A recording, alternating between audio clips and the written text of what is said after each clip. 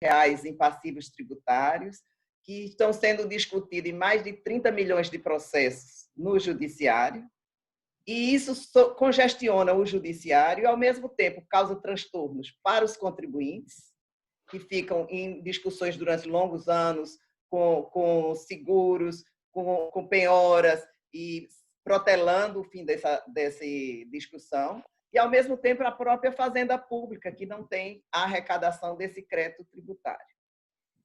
Para a gente tentar aqui debater, nós trouxemos o ministro João Otávio Noronha, presidente do Superior Tribunal de Justiça, o doutor Everardo Maciel, consultor da Logos Fiscal e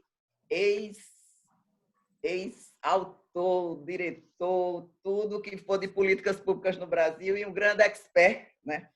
Sempre que me passa alguma coisa de tributação, eu me lembro sempre do doutor Everardo. O que será que Everardo está pensando sobre isso, né? Então, é uma pessoa de opinião abalizadíssima para se manifestar sobre isso. O doutor Cristiano Lins de Moraes, né, que é procurador adjunto da Procuradoria-Geral da Fazenda Nacional e dos participantes da elaboração desse grande projeto. Também está aqui conosco Antônio de Souza, que é doutor da PUC, advogado, presidente da Comissão Tributária da OAB-PR, e eu, Meriel Queiroz, professora e advogada. E aí esse tema, exatamente, ele nos instigou à discussão por conta da Lei 13.988, que foi publicada dia 14 de abril, onde foi inaugurado um novo marco, um novo paradigma, com quebra de todos os tabus que anteriormente a gente tinha.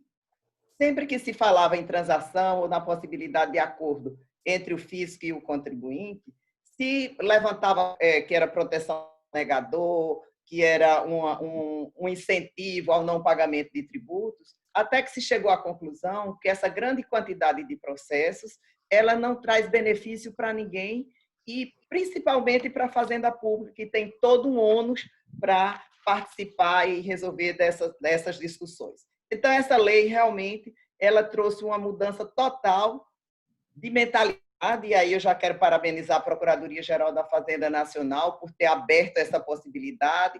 Eu me lembro que há alguns anos eu participei de alguns estudos sobre transação e houve realmente uma manifestação muito contrária e agora nós conseguimos aprovar, né?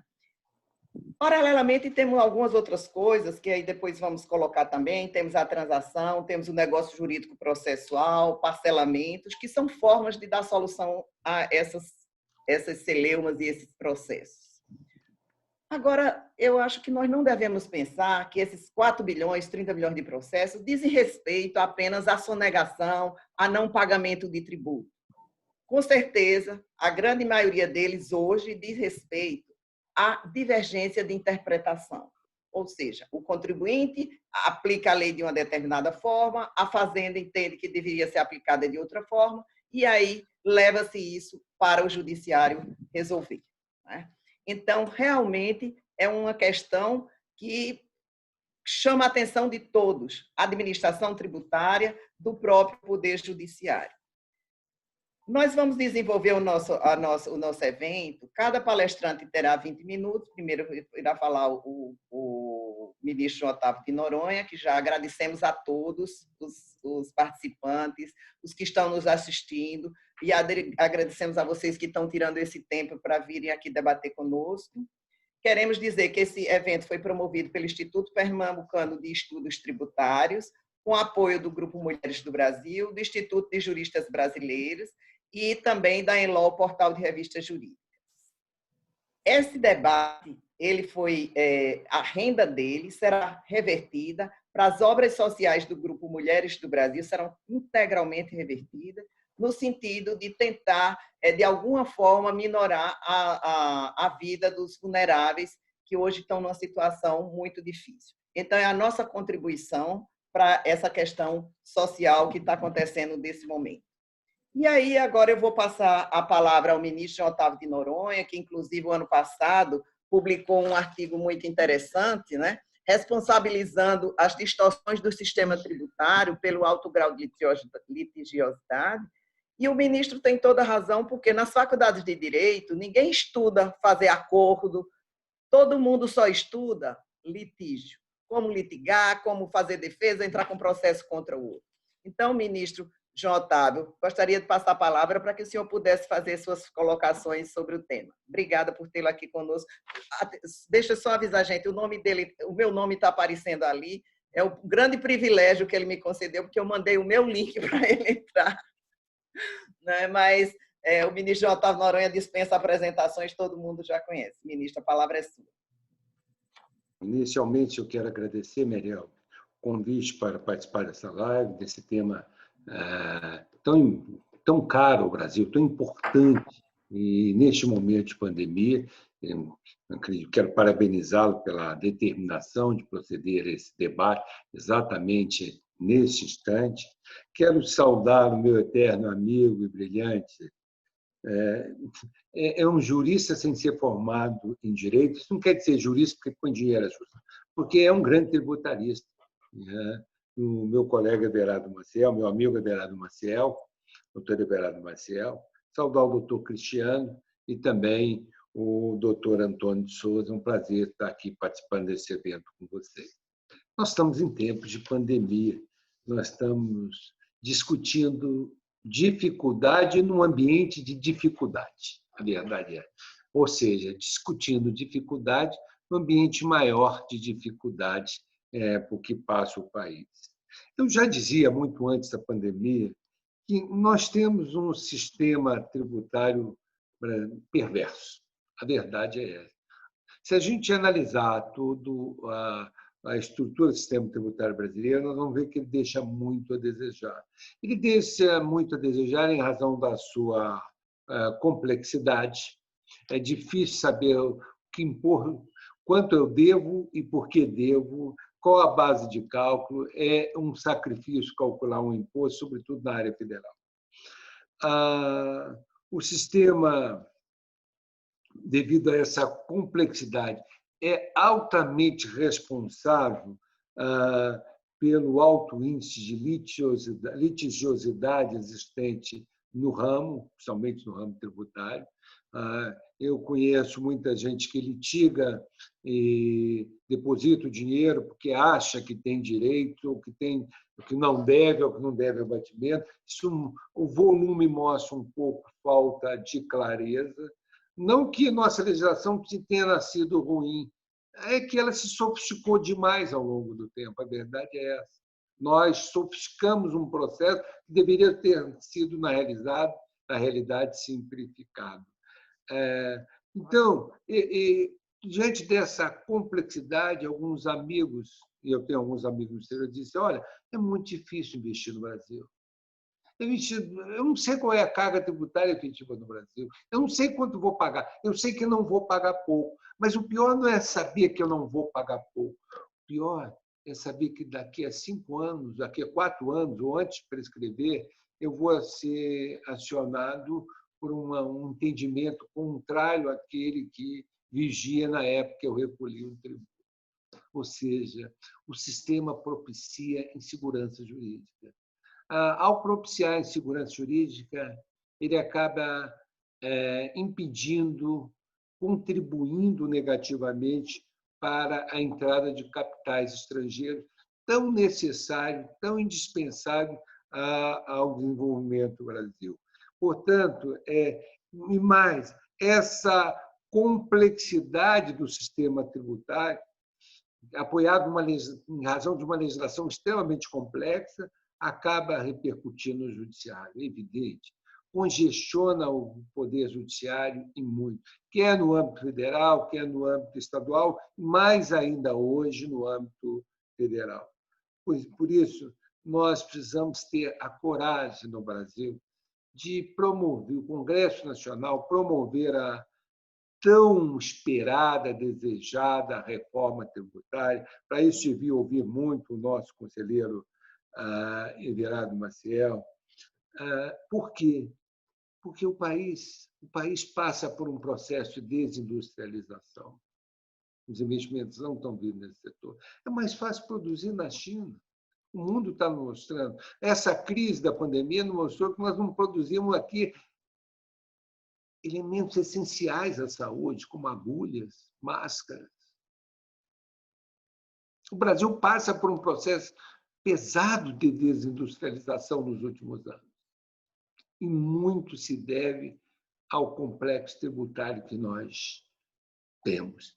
Eu tenho um amigo americano que trabalha no ramo de carne, que não é nada, tem nada a ver com JBS, pode ser que eu nem conheço, mas, quero dizer, ele disse, olha, eu tenho 70% dos meus negócios nos Estados Unidos da América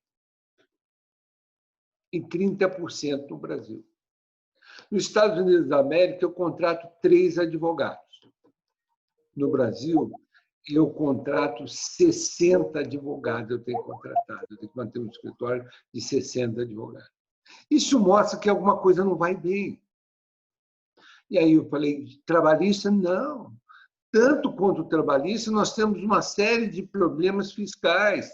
Aquilo que se entende num determinado momento deixa de ser, as autuações ocorrem de um modo hoje, daqui 3 meses, que 2 anos, 3 anos, do outro, ao entendimento do fisco. Portanto, nós estamos num imbróglio tributário, verdade é.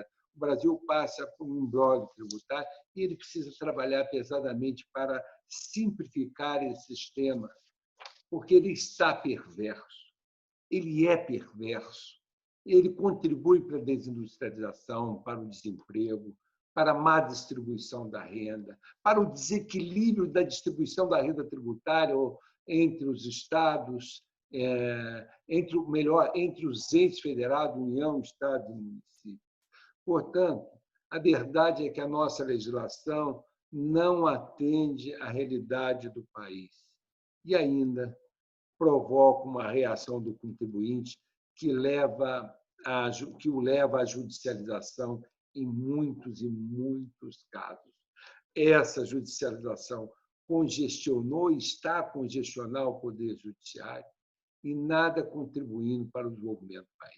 Bom, mas nós dependemos apenas de uma modificação da legislação tributária? Não. Nós também precisamos passar no Brasil para uma mudança cultural e comportamental. Nós precisamos aprender a negociar, nós precisamos nos valer da intermediação. Uma das coisas que me encantou nos Estados Unidos é que o fisco negocia, o fisco precisa negociar. Eu me lembro quando o diretor do Banco do Brasil, a área financeira inventava 1000 taxas, era uma complexidade para calcular uma dívida. E apurava uma dívida de 5 milhões de reais, e o patrimônio do cidadão era 800 mil reais. E, às vezes, o cliente dizia, não, fica então com a minha fazenda, acabou. Não, o banco dizia, não, eu não posso perdoar a dívida, eu não posso receber. E um dia, na mesa da diretoria, disse ao presidente, presidente, desculpe, mas isso não está razoável. A área técnica de crédito está dizendo aqui que nós não podemos receber isso, nós devemos receber, é um dever de receber. Nós não podemos renunciar ao patrimônio. Não, mas se não paga... Olha, nós temos um limite da responsabilidade patrimonial. Ninguém responde com o seu corpo, com os seus bens. Não responde com bem. A força da responsabilidade patrimonial exaure-se na execução dos bens penhoráveis. O que ele tem, está nos dando, acabou. Não temos, podemos até segurar até prescrição, mas o que não pode deixar de ser feito é um acordo de receber isso, porque, no fundo, vocês estão renunciando à receita, estão renunciando aos recebíveis. E dei um despacho no processo da mão e aquilo passou a ser uma regra de olhar a necessidade de adequar a capacidade econômica ou suportabilidade econômica do patrimônio versus dívida calculada ou dívida pagada. Nós precisamos fazer isso. Nós precisamos simplificar e nós precisamos criar no Brasil, melhorar nas negociações, criar um estímulo ao adimplemento. Um estímulo ao adimplemento. E o estímulo ao adimplemento passa necessariamente por redução de multas. Por exemplo, me incomoda, eu sempre gritei muito, uma execução fiscal. O fisco recebe os 10% de honorários, recebe as multas e recebe uma multa por ter executado de 10%. Gente, num país debelou o seu sistema inflacionário, debelou o processo inflacionário, 10% do valor da dívida é uma quantidade enorme. Se a gente falar em 1 milhão, é 100 mil reais. Falar de 10 milhões, é 1 milhão. A troco de nada, uma multa porque ajuizou, sem contar que já está pagando a multa de morte, está pagando a multa moratória. Quer dizer, então, nós estamos num sistema que se acumula tanto o valor devido pelo contribuinte que o acordo acaba ficando aparentemente irrisório. Quando pegamos o capital utilizado, o capital que está se oferecendo, se dolarizarmos, vamos pegar um parâmetro, nós não temos tanta diferença. Eu acredito que nós precisamos trabalhar muito nesse caminho da negociação para receber e, ao mesmo tempo, da simplificação tributária para a gente poder reduzir a sonegação fiscal. A sonegação passa por aí também, inegavelmente que passa pelo sistema complexo, passa pelo sistema caríssimo, e faz com que a sonegação... O mais interessante no Brasil é quando eu vejo o empresário dizer: se eu não sonegar, eu não vendo. Não pode, isso não pode existir num país sério. Se eu não sonegar, eu não tenho competitividade. Algo está errado. Nós não podemos estimular o crime para que as nossas empresas, os nossos comerciantes sejam competitivos. Então, me parece que a gente precisa mudar um pouco. O Congresso precisa avançar na reforma tributária, juntamente com a reforma fiscal. De outro lado, nós precisamos... O Estado brasileiro precisa de recursos. Então, ele precisa receber uma quantidade enorme de crédito tributário estocado, inadimplidos. E, para isso, ele tem que trabalhar com negociação, com mediação. E, se for o caso, eu acredito que avançamos até no futuro com arbitragem. Mas a mediação me parece muito prudente nesse momento. Fazer com que as partes se conversem e que a lei dê ao ofício autonomia para negociar. Isso me parece fundamental. Agora, tem um risco em que a gente tem que encontrar, por isso é preciso encontrar um ponto de equilíbrio. Não pode o inadimplemento ser algo de estímulo para futuras negociações. O cidadão que sempre negar, sempre que sonegou, no futuro faz um bom acordo. Isso também não é razoável. Nós temos que buscar um caminho de recuperação, mas, ao mesmo tempo, trabalhar no campo do adimplemento, de incentivos à pontualidade ao adimplemento. Eu acho que por aí nós mudamos um pouco o perfil dessa situação caótica que nós temos em matéria de crédito fiscal no Brasil. Você não consegue cobrar, o cidadão não consegue pagar e o estoque vai crescendo, crescendo e cada vez mais, diante de uma justiça morosa, uma justiça congestionada, sem contar o Tribunal Federal da Primeira Região, que a execução fiscal não anda e nunca vai andar enquanto a gente não reformar aquele tribunal, não desdobrar, porque o volume de serviço, não por culpa dos desembargadores, mas o volume de serviço, um território que jurisdiciona uma área territorial correspondente a 80% do país, evidentemente não pode ser eficiente. Não pode ser eficiente. Eis na primeira pincelada que eu gostaria de dizer, minha querida Veriel. Obrigada, ministro, bem colocado. A gente dividiu o tempo em 20 minutos para cada expositor, tá? E, realmente, ministro, a gente precisa pensar em outro tipo de solução, porque o nosso sistema, além de alimentar a litigiosidade, ele trabalha em cima de constrição, de punição, altas multas, exigência de certidões, né? E a mais recente é a prisão do inadimplente, no caso do ICMS, que está aí em larga discussão. Então, realmente, eu acho que é o momento de se pensar numa nova... Ministro, o senhor está com o microfone desligado. Realmente, estamos no momento de pensar em um novo momento, em um novo mundo, para que essa relação seja baseada na confiança, na boa-fé entre fisco e o contribuinte. Os dois são interessados, porque nós estamos no mesmo país, numa mesma sociedade, numa mesma economia, então não se admite que haja tanto conflito. Doutor Everardo Maciel, qual a sua visão sobre essas alternativas para a solução de litígios? Tem solução?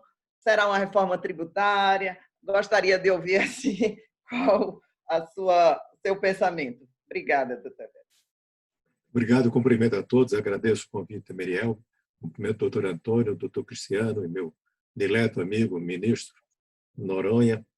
E cumprimento também todos que estão nos dando o privilégio dessa audiência, para dizer inicialmente o seguinte: há 41 anos eu lido com a matéria tributária, dos quais 16 anos como chefe de administração tributária, secretário de Fazenda de Estado, Distrito Federal, Receita Federal. Não sei se fiz um bom negócio na vida, mas o fato concreto é que isso foi minha vida. Foi isso que eu me preocupei. E eu acho que tenho a obrigação, pelo menos no caso brasileiro, de tentar oferecer um mínimo de entendimento de qual é o verdadeiro problema tributário brasileiro. E sobre isso eu não tenho a menor dúvida. O litígio é o problema tributário brasileiro. O ministro Noronha disse com muita propriedade, fez referência à insegurança jurídica. A insegurança jurídica, sem dúvida, em situação de litígio, que eu vou depois dimensionar, na situação de litígio brasileiro como existe na área tributária, a insegurança jurídica é inevitável. E a insegurança jurídica ela resulta num instrumento que detém todos a propensão a investir no país, sem a menor dúvida. Além disso, envolve custos muito elevados. Eu não falo apenas dos custos financeiros, que estão associados ao litígio, mas também os custos reputacionais que envolvem o litígio. Então, mas que litígio é esse? O estudo mais cuidadoso que eu vi recente, publicado pelo Ético, Instituto de Ética Concorrencial, cujo conselho consultivo eu presido, num trabalho produzido por uma empresa de auditoria sob nossa supervisão, e nós avaliamos que os dados até o final de 2019, os litígios tributários federais vão a 3 trilhões e 400 bilhões de reais. Isso significa dizer que corresponde só aos litígios federais, eu não estou incluindo aqui os litígios estaduais nem municipais, a um valor que é maior que a metade do PIB brasileiro. Quer dizer, eu não precisaria dizer mais nada para mostrar o tamanho do problema que nós estamos falando. Segundo, especificamente em relação à execução da dívida ativa. Não estou me referindo a questões judiciais tributárias. Dívida ativa. Os valores de dívida ativa do dado mais recente produzido por Justiça e Número do CNJ são de 31 milhões de processos, num volume total de 80 milhões de processos em tramitação na Justiça brasileira, o que corresponde a cerca de 38% dos processos na Justiça brasileira são relativos à execução da dívida ativa federal, estadual e municipal. Nós não estamos falando, repito, dos processos tributários, é apenas dívida ativa, execução da dívida ativa. Portanto, esses dois números já são suficientes, no meu entender, para caracterizar a patologia do processo tributário brasileiro. Bom, o processo tributário tem dois tipos de problemas que eu posso agregar. Primeiro, a geração do litígio. E segundo, a resolução do litígio, que são coisas, evidentemente, distintas, são coisas diferentes, e cada uma merece uma atenção particular. Toma a geração do litígio. O litígio, no meu entender, tem 3 fontes. A primeira fonte, que é o fisco. A outra fonte, aqui não está estabelecendo nenhuma hierarquia de valores, que é o contribuinte. E a terceira fonte, que é a indeterminação de alguns conceitos. Então, começo pelo fisco. Porque como se explica a geração de litígio a partir do fisco? E quando algumas pessoas me perguntam, mas por que houve esse lançamento? E minha resposta é muito simples, porque podia haver. Porque não existem barreiras, não existem limites, não existem travas para o lançamento. Então, tudo pode. Eu faço o lançamento e você se resolve. É assim. Desde quando Rubens Gomes de Souza pensou no anteprojeto no Código Tributário Nacional, nos anos 50, ele já pretendia ter algum tipo de questionamento da questão processual. Não entrou no Código Tributário, o que me deixou intrigado. Eu procurei investigar junto às pessoas à época e terminei encontrando que foi uma reação muito forte dos processualistas à época para que a matéria processual não integrasse o Código Tributário Nacional. Mais adiante, com a chamada Emenda 7, de 1977, também muito de forma pejorativa, até com certa propriedade, chamada de Pacote de Abril, que foi uma emenda constitucional promulgada pelo presidente da República com o Congresso Nacional em recesso, se pretendeu dar um trato a essa questão do processo. Que, entretanto, como veio por essa via, criou-se uma natural, compreensível resistência por parte do Congresso Nacional de disciplinar a matéria que sequer foi cogitada por conta dessa origem no Constituinte de 1988, e eu posso dar o meu testemunho pessoal quanto a isso. Bom, então, não há limites. Não havendo limites, pode fazer o que quiser. Então, e qual era a solução concebida por tributaristas do quilate de Rubens Gomes de Souza, de Gilberto Liocanto, de Geraldo Ataliba, de Gustavo Minguez de Mello e outros tantos, eu estou citando os principais que estavam envolvidos? A solução era simples, era a integração entre o processo administrativo e o processo judicial, permitindo, como estava redigido na Emenda 7, que a parte vencida no contencioso administrativo possa recorrer, possa fazer um pedido de revisão diretamente a um tribunal de justiça, sem prejuízo de qualquer ação de ingressar diretamente na justiça. Bom, ao fazer isso, quando se dizia também que haveria a manutenção da suspensão de exigibilidade do crédito, significava dizer que agora, ao ingressar na esfera administrativa com suspensão da exigibilidade de crédito, quando houvesse, portanto, a possibilidade de recorrer ao tribunal, até a decisão proferida pelo tribunal, ao qual você recorreu, Tribunal Federal Regional ou Tribunal de Justiça, a depender da competência tributária, então, nesse caso, haveria a suspensão de exigibilidade do crédito. Quais seriam as consequências diretas disso? Agora haveria limite para o lançamento. Porque se o lançamento for insubsistente, insucumbência. Segundo, elimina a necessidade de constituição de garantias para o recurso ao judiciário, que hoje é uma trava inexplicável, incompreensível. Terceira consequência, não haveria necessidade da execução fiscal judicial, porque a matéria, o lançamento foi definitivamente aperfeiçoado no tribunal ao qual vai se vincular o juiz da execução fiscal. Então, só em situações absolutamente anormais, como erros fáticos, como abusividade, é que se recorreria ao judiciário. Portanto, imagine o que significa dizer, se eu fosse imaginar retrospectivamente, terá 31 milhões de processos do judiciário. É claro que uma solução desse tipo, ela não trata do estoque, ela trata do fluxo. Então, portanto, estoque eu deixo para tratar num outro momento, que eu não irei ferir também. Segundo, o litígio tributário, cuja fonte é o contribuinte. Todos nós conhecemos a indústria das teses. Então, quantas vezes vai um contribuinte, vai um advogado, eu quero procurar teses na sua para ver o que é que eu posso entrar na justiça para atrasar o pagamento de impostos. E o que acontece disto? Vem do seguinte, nós temos uma tradição republicana no controle difuso de constitucionalidade na matéria tributária.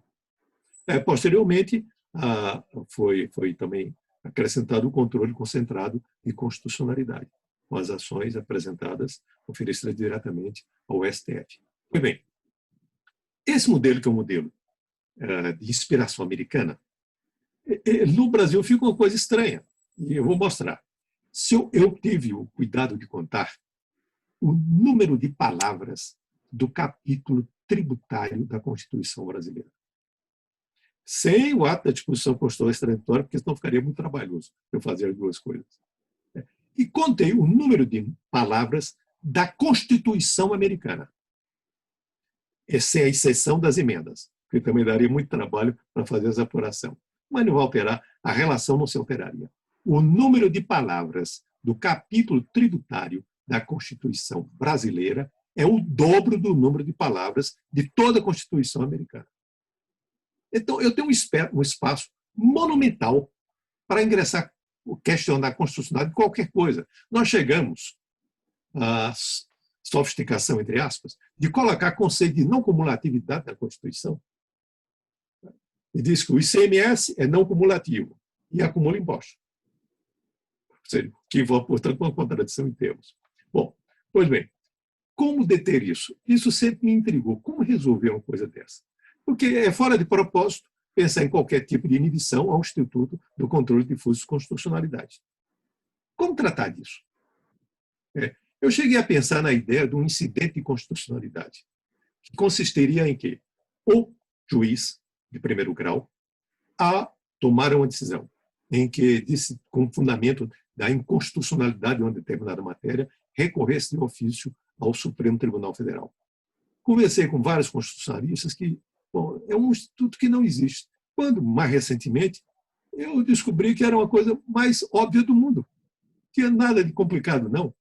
É simplesmente alterar a Lei 9868, que disciplina o ajuizamento das ações diretas de inconstitucionalidade e as ações declaratórias de constitucionalidade. Na ação declaratória de constitucionalidade, com depoimento do seu próprio autor, que eu não sabia, o próprio que me explicou, um dos fundamentos para inquietar com a declaratória de constitucionalidade é a existência de relevante controvérsia judicial. Acontece que isso decorreu de um erro de tradução, que em alemão, judicial e jurídico são a mesma coisa. Era relevante controvérsia jurídica, não judicial. Então, simplesmente acrescentar-se algo como grande repercussão fiscal, como uma hipótese para ajuizamento de uma ação declaratória de constitucionalidade a qualquer tempo. Se defrontando com problemas desse tipo, a Fazenda Pública poderia ingressar direto no Supremo, onde daria um tratamento uniforme. Porque o que acontece hoje? Você tem um contribuinte que questionou a constitucionalidade de determinada matéria. Eu vi muito isso na administração. E conseguiu sucesso.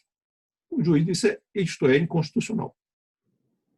Um concorrente dele vai a um outro juízo e o juiz diz, não, é constitucional. E aí estarão os dois em situação de desvantagem concorrencial até que essa matéria venha a ser definitivamente julgada no Supremo Tribunal Federal.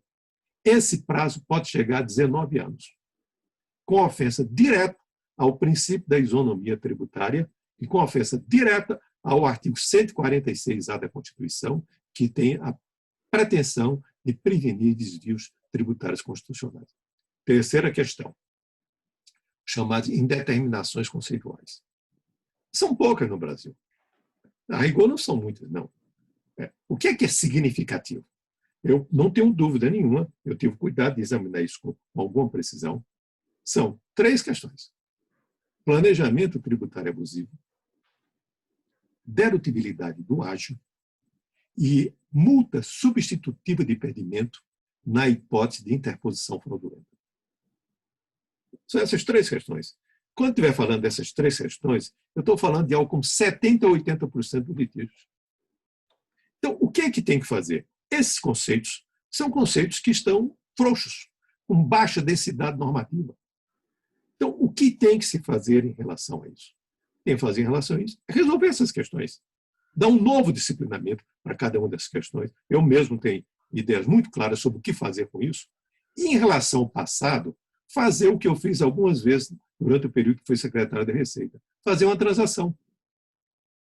Foi o que fizemos com o fundo de pensão. Foi o que fizemos com a contribuição social sobre o lucro líquido. Só em relação à contribuição social sobre o lucro líquido, que nós fizemos em janeiro de 1999, eu não chamei de transação que fizemos. Porque, conhecendo como conheço o Brasil, a discussão era saber se aquilo era uma transação ou não era uma transação, e não o que ia ser feito.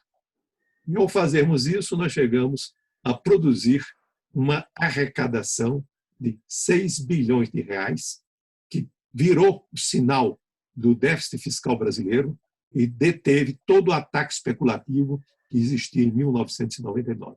Eu aprendi a aprender o método. E tínhamos uma grande questão também, que se arrastava por anos, de extrema relevância, não só econômica como tributária, que era a questão dos fundos de pensão. O que é que fizemos? Reproduzimos a mesma coisa. Reproduzimos o ano de 2001. Em 2001, temos uma nova construção para o tratamento tributário do imposto de renda dos fundos de pensão e tratamos do passado. Resultado, receitas extraordinárias no ano de 2002, isso está à disposição no site da Receita, chegaram a 18 bilhões de reais e encerrou o assunto na área do judiciário. Não existe mais demanda nesse campo. É a mesma coisa que eu digo. Planejamento tributário abusivo. Quem introduziu o parágrafo único no 116 do Código Tributário Nacional, que cuida da questão do planejamento tributário abusivo, foi proposta que eu fiz à época que estava na Secretaria da Receita. Tentei disciplinar isso. Está na medida provisória 66, editada no dia 30 de agosto de 2002, nos artigos 13 a 19. Infelizmente, o Congresso não entendeu, e era fim do governo. Resultado, até hoje, nós estamos falando de 18 anos, nós não temos o que está previsto no parágrafo 1 do artigo 116, observados procedimentos especiais fixados em lei. Não existem os procedimentos. Nós temos um vazio completo, pode tudo e não pode nada. Quer dizer, quando, na medida provisória 66, nós dizemos quais eram as hipóteses fundantes do planejamento tributário abusivo. Falta de propósito negocial, e definimos, e abuso de forma, e definimos. E darmos um rito especial para lidar com o assunto. Então, vamos agora para isso. Eu não estou dizendo para reproduzir as mesmas coisas da medida provisória 66, mas com base naquilo, e evidentemente que ajustando essa realidade, é buscar uma solução desse tipo e dar um tratamento que resolva o passado. Porque isso, ministro Noronha, não chegou ainda no judiciário. Não chegou no judiciário. São questões gravíssimas, seríssimas, tanto o planejamento tributário abusivo quanto o ágio. O ágio foi um instrumento também produzido à época da dedutibilidade, na época que eu estava na Receita, que era para viabilizar a privatização das empresas de telecomunicações. Não tem mais sentido isso. Hoje nós temos um problema e simplesmente um espaço aberto. Aí, quando o ministro Noronha falava da empresa estrangeira, do brasileiro que tem negócio no exterior, porque fica um conjunto de advogados para tentar descobrir quais são as teses para fazer planejamento tributário abusivo. Esse assunto tem que ser resolvido. Quer dizer, não estou falando aqui, que também é uma outra questão, até porque o tempo, para não tomar o tempo de todos, é falar sobre o burocratismo tributário. Junto com a professora Meriel, nós integramos uma comissão de juristas para a desburocratização, e nós fizemos uma proposta que foi encaminhada pelo ministro Mauro Campos, que presidiu a comissão, e o ministro Dias Toffoli, que era o relator da comissão, uma proposta tratando do burocratismo tributário. Um dos elementos que integram lá é a resolução dessa coisa que é rigorosamente uma coisa que não tem menor nexo. Eu vou apenas, para concluir, falar certidão negativa, porque mencionou a professora Meriel. É uma coisa muito engraçada. Isso é um instituto dos anos 60, pelo qual nós dizemos o seguinte: o contribuinte tem um débito com o fisco. O contribuinte tem um débito com o fisco, logo está proibido de contratar com o setor público. Mas não tem que estar proibido, tem que estar estimulado. O oposto. Nós damos certidão do futuro. Certidão válida por 6 meses. Eu desafio a qualquer pessoa que vá ao seu médico e peça uma certidão médica válida por 6 meses. O médico vai encaminhá-lo para psiquiatria, que é o único lugar onde a pessoa está fazendo isso. Certidão válida por 6 meses. Como válida por 6 meses? Eu só posso falar certidão dos 6 meses passados, dos 6 anos passados. Enfim, só posso dar certidão do passado. Pelo menos é o que. Bom, então, o que é que tinha que fazer? Deixa participar, exceto situações que envolvam crime, inaptidão, são situações particulares, onde você, ao fazer isso, quando for fazer o pagamento, retenha. Aí você viabiliza o negócio e viabiliza a cobrança da dívida, de uma maneira extremamente simples. Bom, mas isso não tem a ver exatamente com a questão que eu falava do litígio. Isso tem a ver, apenas fiz menção, está num outro tema, que é a questão do burocratismo tributário, que eu fiz apenas menção, porque foi suscitado pela professora Meriel. Então, é assim que eu concluo essas palavras. Obrigada, doutor Everardo. Realmente, essa questão do burocratismo ela é terrível, né? Recentemente, eu estava com uma receita médica, assinada pelo médico, número do CRM, sem carimbo. Não consegui comprar o remédio porque faltava o carimbo. Eu não acreditei, em plena era virtual, fazendo lives, webinários, o carimbo do médico ainda é um elemento essencial. E como isso tem outro tributário. Então, precisa realmente mudar a cabeça para se chegar. E aí é importante ver a história recente, né, Vera? Você é muito jovem, e a experiência de como transações com nome que seja dado, elas são benéficas para todos. Encerra-se o litígio, resolve o problema do judiciário e, ao mesmo tempo, resolve também o problema do contribuinte.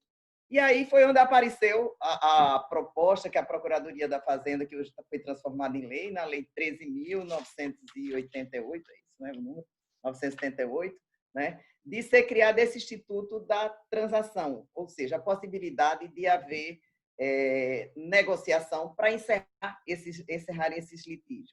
Doutor Cristiano, a palavra é sua, seu microfone está... Agora, boa tarde a todos. Inicialmente, doutora Amélia, eu agradeço bastante o convite. Cumprimento o ministro Noronha, cumprimento o doutor Everardo, cumprimento o Antônio e aqueles demais que nos acompanham nessa tarde, nesse final de tarde. Então, um primeiro que é importante sempre destacar é que essa lei, a 13.988, foi a medida provisória oriunda da conversão da medida provisória 899, ela foi, de fato, um avanço institucional muito grande.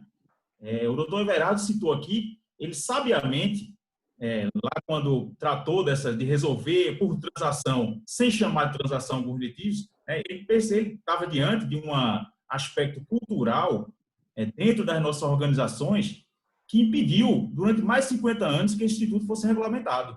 Estava lá na previsão do CTN e passou mais de 50 anos sem ser regulamentado, porque existia um tabu muito grande. Então, ao não chamar de transação uma transação, o doutor Everardo sabiamente trouxe um caminho que depois foi seguido, né? Esse modo que o doutor Everardo encontrou para resolver, e depois foi posteriormente, foram leis específicas que trataram de algumas teses, de estabelecer algumas situações de algumas teses tributárias. Porque, de fato, havia uma cultura que era infensa ao acordo. Era uma cultura do litígio, uma cultura do conflito, entranhada dentro da organização, em que a gente aqui, eu estou na há 17 anos, o tempo todo, o nosso dia a dia é conflito. O nosso ordenamento, que a gente sempre fala, é que a estruturação do procedimento de constituição e cobrança do crédito está predisposto a gerar um conflito. Esse procedimento ele não tem nenhum espaço para que as partes cheguem a um acordo. Todo o procedimento ele é em si voltado ao litígio. Então, essa cultura do conflito não é particularmente porque o auditor X ou Y gosta de conflito, não é porque o contribuinte X ou Y gosta de conflito, não é porque a empresa gosta de conflito. Tem aqueles que vão gostar do conflito, tem, subjetivamente. Mas o procedimento ele é moldado para o conflito, sem que tenha nenhuma etapa procedimental e que as partes tenham uma possibilidade de chegar a um acordo. Isso não está estruturado. O procedimento de cobrança, constituição e cobrança e posterior cobrança do crédito, ele é todo voltado ao litígio. O contribuinte recebe uma notificação, começa o procedimento com a notificação, o contribuinte fazer esclarecimentos ou apresentar documentos. Depois, para ele impugnar. Depois, ele já vem para a execução individuativa com a ameaça de uma execução fiscal, com a ordem de penhora, com prazo de 5 dias, ele oferecer bens ou pagar. Então, as alternativas expostas ou as partes, elas teriam que submeter integralmente à pretensão da outra. Ou litigar. Não existia outra alternativa. Então, esse cenário, lá no ano 2009, a doutora Mary recordou que se tentou também, era o ministro Adams, estava na AGU, ele tentou fazer, ele encaminhou, o executivo encaminhou os projetos de lei ao Congresso com a previsão da transação tributária também. E foi uma reação muito negativa, porque realmente essa cultura estava muito arraigada. A gente fala muito aqui, até brincando, eu falo, olha, aqui a gente tem que ter muita estimação pelo interesse público, muita estimação por procurar fazer o correto. Mas ninguém aqui pode ter crédito tributário de estimação. É uma coisa diferente. Eu falo isso brincando, porque para cutucar mesmo e gerar um caldeirão, que foi o caldeirão que a gente vivenciou aqui e conseguimos. Não foi fácil fazer essa lei ser, primeiro, para a medida provisória ser editada, não foi fácil. Existia uma resistência interna grande, que foi superada com o apoio do Ministério, com o apoio do Levi, né? Então, existia um grupo de trabalho, uma equipe que queria realmente colocar isso em prática. E assim saiu a medida provisória. Em algum determinado momento, tememos o pior, que foi a medida provisória caducar, né? Ela ficou muito próxima de caducar. Não caducou porque houve uma grande mobilização em que a PGFN recebeu apoio de várias entidades, né, também, de contribuintes. Os próprios contribuintes todos perceberam o ganho institucional que teríamos ali com essa medida provisória sendo convertida em lei. Talvez o fato de ter entrado uma questão envolvendo o voto de qualidade do CARF tenha, de certa forma, mascarado ou não permitido que esse ganho fosse, de certa forma, celebrado com o que ele com a que tem. Mas são coisas que acontecem no curso do processo legislativo. A nossa avaliação é que a lei, a conversão dessa lei, ela aprimorou o modelo que a PGFN e o Ministério colocaram na medida provisória. Saiu uma lei mais equilibrada, né, e com a regulamentação mais completa. Houve um aperfeiçoamento do Instituto. Então, esse pano de fundo, esse conflito, aqui a gente fala em duas grandes fábricas de produção em massa de conflito. De produção em massa de conflito ou de perpetuação do conflito. Uma primeira é a complexidade do sistema. De fato, a complexidade do sistema tributário ele é um ponto pacífico, né? Não preciso nem me alongar nele aqui. E isso, dentro do próprio fisco, interpretações divergentes sobre normas, sobre instituições normativas, regulamentações, creditamentos, insumos, PIS e COFINS. Então, existe uma série de normas que geram uma interpretação dúbia, né? Chamada zona cinzenta. Existe essa zona cinzenta, que dentro do próprio fisco há conflito de interpretação, imagine em relação aos contribuintes. Então, contribuintes que acabam incidindo numa situação de conflito por adotar uma interpretação diversa da interpretação que o fisco vai adotar. Então, essa complexidade ela gera um custo de conformidade grande, né, e gera interpretações diversas e termina produzindo conflitos em que há uma fundada e há uma controvérsia relevante e disseminada. Controvérsia jurídica, não judicial, o Tolerado lembrou bem, na lei a gente falou em controvérsia jurídica, relevante e disseminada. É esse tipo de situação que a complexidade tributária gera. De outro lado, do ponto de vista da cobrança, uma legislação muito rígida, em que não permite tratar a situação daquele contribuinte que passa por uma situação de crise econômica. Um contribuinte que, no exercício normal de sua atividade, ele não sucedeu, a concorrência foi mais competente, o contribuinte passou por uma dificuldade, também, às vezes, não imputável à sua conduta, né? Tem situação de crise, o Brasil viveu várias crises, diversos empresários. É difícil empreender aqui no país, a taxa de mortalidade das empresas fala por si só, né? Então, eu tenho uma legislação no ponto de vista da cobrança que não permitia nenhum tipo de arranjo, nenhum tipo de acordo, a não ser o paga ou parcela, né? Eram duas opções. Chegar ao contribuinte, você tem duas opções, ou paga ou parcela. Tirando isso, é o litígio. Aí o contribuinte, em situação de crise econômica, ele não tem como fazer, ele não tem como aderir a esse pacote. Então, ele termina indo para o caminho do conflito, indo para o caminho de deixar levar a execução, vou para a execução, vou encontrar um bem, vou encontrar uma tese, vou encontrar alguma forma de jogar isso para frente. Então, essas duas grandes fontes de litígio, duas fábricas de produção em massa de litígio, que redundaram numa dívida ativa hoje de 2,4 tri, mais o contencioso administrativo no CARF, né, somando o âmbito federal, cerca de mais de 3 tri, né, em discussão, com essas duas grandes fontes de litígio. Então, a medida provisória, depois a lei, trouxeram duas grandes modalidades de transação, olhando essas duas grandes fontes. Então, uma modalidade foi concebida para tratar a questão da cobrança, os conflitos que geram a perpetuação dos litígios, que fazem as execuções fiscais ser um processo interminável, com uma taxa de duração e de congestionamento da justiça muito importante. né? Então, tem uma modalidade estruturada para isso, a gente chamou de transação na cobrança da dívida ativa. É uma modalidade tratando esse problema do litígio gerado pela falta de possibilidade de um acordo na cobrança da dívida ativa. Uma outra grande modalidade, ela observa essas controvérsias jurídicas relevantes e disseminadas. Vamos tratar o problema da complexidade, né? A complexidade tributária ela se resolve definitivamente com a reforma, mas a gente tem aqui um ordenamento que incidiu e está incidindo nos fatos geradores de hoje. Então, a gente precisa de um mecanismo que trate também o passado, né? Que trate essas relações e esses litígios, essas teses que ainda abundam e que passam muito tempo, né, tramitando na justiça, e que se as partes não poderiam entrar num acordo sobre essa incidência tributária. Então, a legislação vedava, o fisco e o contribuinte entendendo que realmente precisava fazer um acordo, não pode, porque a legislação não tinha nenhuma previsão. Então, duas grandes modalidades, olhando uma para as questões de cobrança da dívida, para dar uma opção ao contribuinte que está em situação de crise, uma outra modalidade olhando as controvérsias relevantes e disseminadas. Então, estamos lá na lei, existe um capítulo dedicado a cada uma dessas modalidades.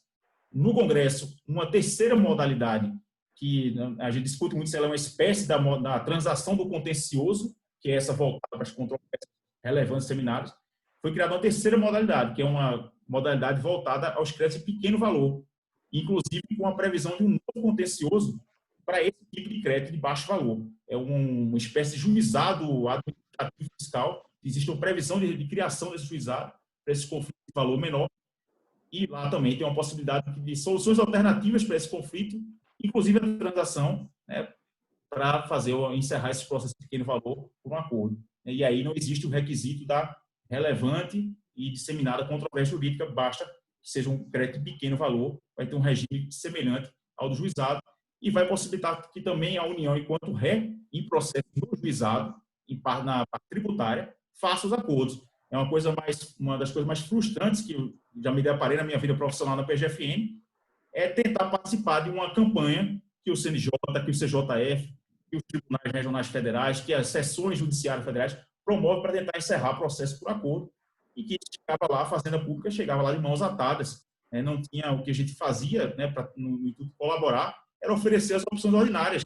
Não existia essa possibilidade de negociação. Enquanto isso, outros atores conseguiam excelentes resultados através dessa política e conseguiam realmente enxugar o número de processos, né, que tem na justiça. Bem, essa modalidade, então, vamos tratar agora de 3 modalidades. Né?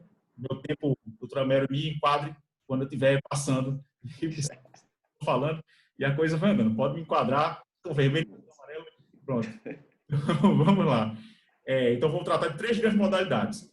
A modalidade da transação na cobrança da dívida ativa é a que está hoje regulamentada e à disposição dos contribuintes. Existem 2 grandes formas de fazer a transação na cobrança da dívida. Ou por uma proposta individual, seja ela de iniciativa da PGFN ou de iniciativa do próprio contribuinte, isso está operacional, já está funcionando, ou por adesão, que são os casos em que a PGFN vai pré-estruturar, pré-formatar uma espécie de um acordo para que o contribuinte avalie se é conveniente para ele, se é interessante para ele aderir a esse modelo que foi colocado à disposição. Até o momento, nesses acordos, a PGFN chegou a formalizar 28 mil acordos, a grande maioria acordos formados por essa sistemática de adesão, porque realmente ela simplifica muito o procedimento, e tem algumas transações individuais, inclusive alguns de valor bem relevante, significativo, e em meio à crise. Né? Em meio à crise, alguns acordos foram formalizados, conseguimos resolver até casos que ninguém acreditava que si. Um total geral, né, dessas, seja somando as adesões por edital e as adesões individuais, mais de 8 bi negociados, não estou falando 8 bi de arrecadação, mas 8 bi volume de crédito que foi objeto de acordo, né, pela via da transação na cobrança da dívida ativa. Tá? Então, o procedimento individual ele é um pouco mais complexo, porque quando a gente trata da cobrança da dívida, existe um muito importante a ser ressaltado em relação aos requisitos para se fazer uma transação na cobrança da dívida. essa modalidade está disponível para qualquer contribuinte. O que a lei traz uma restrição é em relação à concessão de descontos. A concessão de descontos ela só se aplica caso seja constatado que o contribuinte não possui capacidade de pagamento para pagar aquela dívida, aquele passivo fiscal, em até 60 meses, que é o prazo do parcelamento ordinário. Então, é feita uma avaliação da situação econômica do sujeito passivo e, se constatado que ele não tem condições econômicas, não tem geração de receita, de resultado que seja apto a quitar esse passivo dele em 60 meses, ele passa a receber uma habilitação para receber descontos. Então, esse foi um modelo inspirado lá no modelo do fisco norte-americano, que existe o conceito da capacidade de pagamento.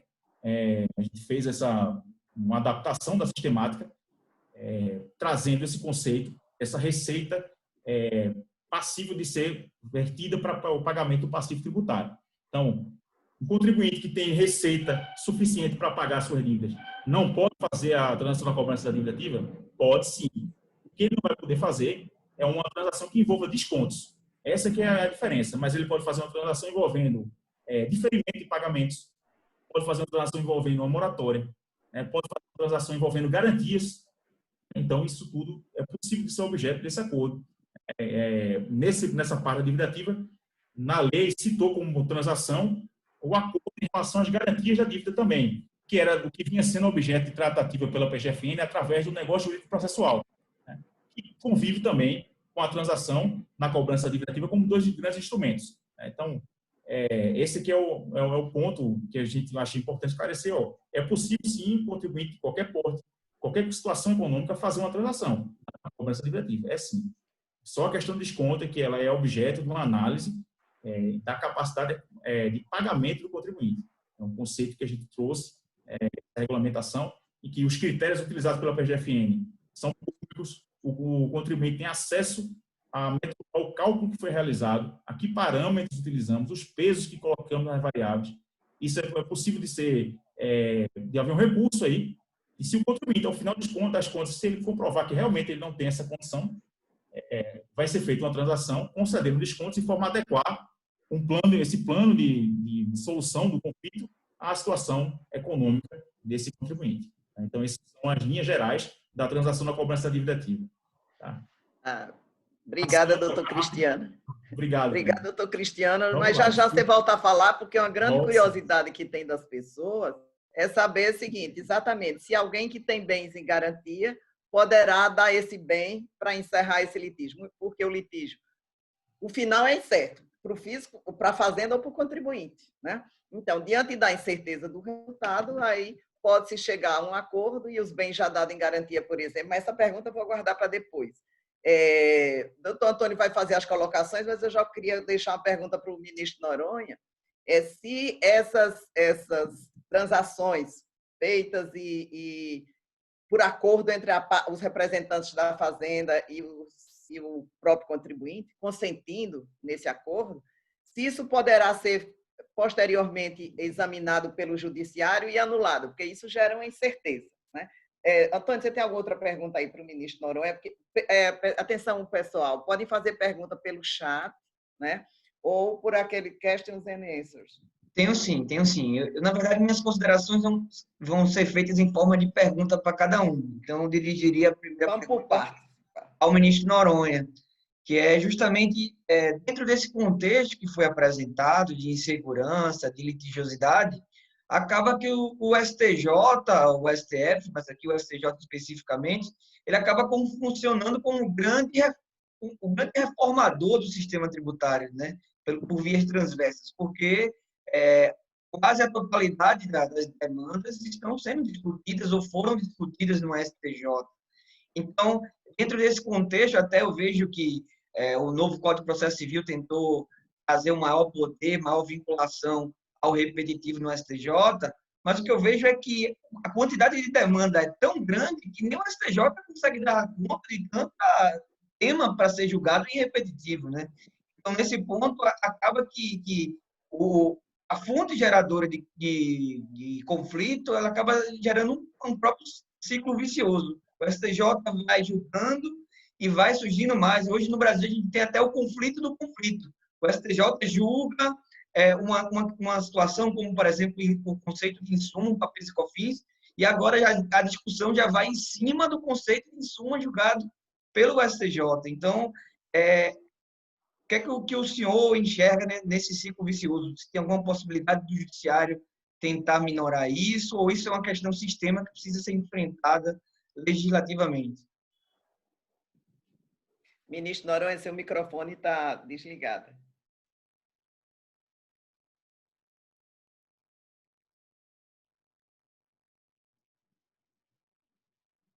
É para responder já? Sim, faça Bom, as suas então, colocações. vamos começar pela sua pergunta. Você me disse, esse acordo celebrado entre o fisco e o contribuinte, se pode se obter a segurança jurídica. Sim. Esse acordo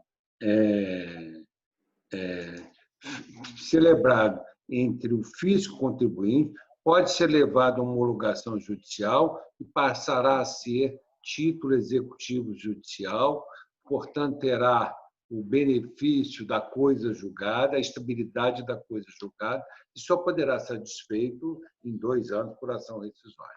Então, observe bem, o novo Código, quando trata do rol de títulos executivos judiciais, coloca o acordo judicial homologado, ou seja, as pessoas podem celebrar o acordo, quando estão em juízo, podem colocar até matéria que não está sendo discutida no acordo, e tudo isso se abrigará sob o manto da coisa julgada. Então, terá estabilidade. Aliás, no Brasil, nós precisamos passar a entender que a vontade, uma declaração de vontade é força geradora de obrigação, como tal, precisa ser respeitada. Isso é um segundo ponto. O segundo ponto, eu fiquei uma dúvida no final da sua pergunta. Você podia me simplificar? Sim. A minha dúvida é se dentro desse contexto de reprodução em cima de reprodução de conflitos, em que vem gerando afetação à sistemática do repetitivo e julgamento, se o tribunal teria alguma estratégia, algum modelo de resolução que tentasse aumentar o tempo, diminuir o tempo de respostas, ou isso é uma contingência do sistema que só pode ser resolvido por medidas legislativas específicas? Aumentar como? O poder de resposta entre o julgamento. Por exemplo, hoje, o que é que a gente tem? Doutor Everardo acabou comentando isso, em que entre o início de um litígio e o final de uma decisão, por exemplo, afetada ao repetitivo, demora alguns anos, né?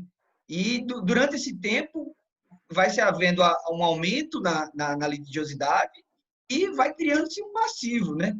Tanto para a Fazenda Nacional ou Fazenda Estadual, que está com aquele débito em litígio, quanto para o contribuinte. Então, o judiciário acaba sendo a última palavra e o definidor dessas questões tributárias de maior relevo.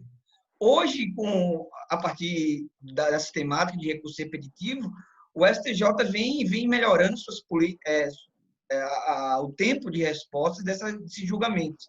Mas, mesmo assim, pela quantidade de julgamentos que existem, ou de demandas existentes no STJ, entre o tempo de julgamento e o tempo daqueles litígios, a gente tem processos bilionários, como discussão envolvendo insumos, ICMS na base de cálculo do PIS e COFINS, entre outros. Então, na sua avaliação, é um problema sistêmico que o STJ, na sua função, ele só tem que julgar, ou, assim, o judiciário ele tem outra forma de dar essa resposta? Não, nós temos hoje o Instituto de Julgamento do Recurso Repetitivo. Quando a tese começa a se repetir, você pode, qualquer presidente do tribunal ou o próprio ministro pode avocar e levar a metodologia do julgamento repetitivo com força vinculante, que não demora um ano. Primeira coisa, nós precisamos entender uma questão que é muito verdadeira. Tempo de processo é diferente do tempo da economia. São duas coisas. Processo requer um pouco de maturidade. Canelucci já tinha uma expressão muito significativa. O processo repele a ideia de instantaneidade. Não nasce para morrer ao mesmo tempo, nasce para desenvolver. É preciso um tempo de maturidade, de contraditório, de debate, aperfeiçoamento da técnica. Agora, não pode demorar tanto como demora no Brasil.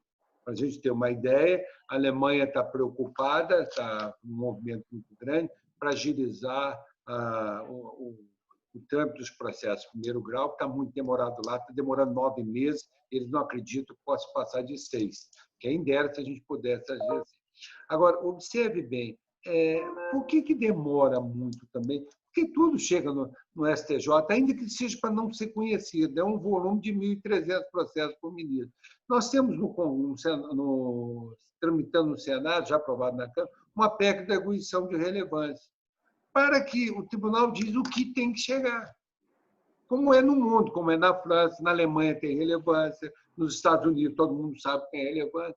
Não temos que jogar todo, transformar, como se transformou no Brasil, um tribunal superior em um órgão de revisor das decisões do Estado ou dos tribunais regionais federais. Agora, nós precisamos levar o que é importante, o que tem repercussão social, econômica, isso é que deve chegar lá. Agora, nós precisamos trabalhar um pouquinho também, eu tenho dito e cobrado isso muito de escola, para melhorar, fazer um trabalho para a melhoria qualitativa das nossas instâncias ordinárias. Tem juiz maluco dando liminar em primeiro grau, desembargador desrespeitando a orientação jurisprudencial do STJ. Isso também não. Nós temos que resolver esse problema. Esse problema acaba postergando o processo da liminar. Um dos problemas da morosidade no Brasil hoje é o de que é liminar. Se dá liminar, esquece o processo fica ali parado, a parte que não paga o tributo não tem pressa em seguir, o fisco tem um volume enorme, não consegue tocar. Então, o excesso de liminar que se concede no Brasil, que é ímpar, né? Nós fomos criar a antecipação da tutela com um bom propósito, e ele está sendo desviado, porque nós precisamos moralizar um pouco essas concessões de liminares, de antecipação de tutela, sobretudo, não as cautelares. As cautelares, em tese, não teriam um propósito satisfativo, mas as cautelares satisfativas, ou seja, as medidas de urgência satisfativas, estão sendo usadas de uma forma abusiva. Quer dizer, se nós aprovarmos, se o Brasil conseguir aprovar no Senado essa PEC, eu acho que a gente melhora muito qualitativamente o Tribunal Superior, sobretudo o Superior Tribunal de Justiça. Ele pode debruçar com mais calma, com mais afinco, com mais dedicação nessas causas tributárias que são altamente relevantes ao país, tanto para as empresas, tanto para o contribuinte, como para a União, com o Estado, como por fisco. De outro lado, nós precisamos entender que o judiciário não vai resolver a crise do país. Tudo ser levado ao judiciário na expectativa que nós vamos resolver tudo. Judicialização da saúde, judicialização da política e judicialização da política fiscal. Não é lá que nós vamos discutir a política fiscal. Com a devida vênia, não é lá que nós vamos resolver reforma fiscal. Isso, a sede adequada é o Congresso Nacional. Então, a gente precisa começar agora calibrar o que deve ser objeto de judicialização. Porque, se continuar com essa abertura que nós estamos aí, nós estamos num judiciário extremamente não proativo, mas ativista. Eu tenho hoje eu estava aqui antes de participar dessa live, despachando aqui dessa mesma mesa uma suspensão de liminar em que o juiz determinou ao município que estivesse a investigar as empresas concessionárias, ainda fizesse um plano, barateasse o custo, reduzisse e desse a ela tanto de recursos. Isso é brincadeira, quer dizer, não sabe o que está decidindo, não sabe o que limite. Mas isso acontece não é 1, 2 casos. Eu tenho uma quantidade enorme de suspensão de segurança e algumas absurdas, outras não. Então, a gente precisa trabalhar um pouco essa questão do que deve ser objeto de judicialização. As questões tributárias relevantes devem ser apreciadas pelo STJ. Agora, nós não temos que ficar entrando em questionamentos de partes ou mesmo de execução fiscal, questões menores que não devem ser levadas ao Superior Tribunal de Justiça. Obrigada, ministro. Inclusive, fica já a sugestão para um outro debate sobre essa questão do ativismo, né? E como que a gente, o contribuinte, sofre também com essa questão, né? Mas, doutor Everardo, como melhorar essa relação fisco-contribuinte, né?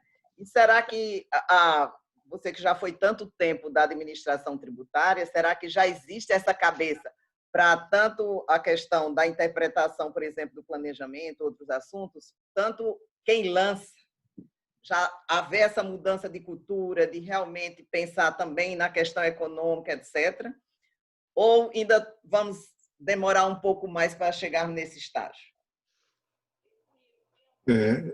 Infelizmente, vai demorar, porque não existe consciência clara sobre esses assuntos.